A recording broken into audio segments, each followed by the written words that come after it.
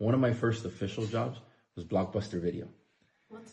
It was Blockbuster Video. And I'm going to tell you, and the reason I'm going to tell you the story is because this is how I got the job. So I went every day and I spoke to the guy and I bought movies and I said, I would like to have a job here.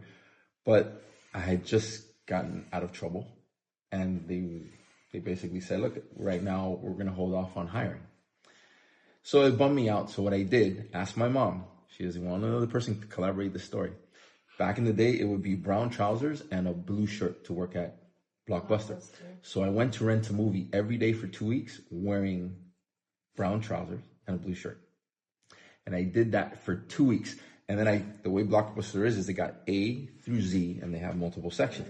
So I looked for a movie and while I was there, 6 or 7 people would constantly ask me, hey, do you know where this movie is? And I was like, yeah, sure. Let me take you where the movie's at. And I would take them to that section. And then I would go to the front. And I was like, hey, this customer asked me to show him where the movie's at.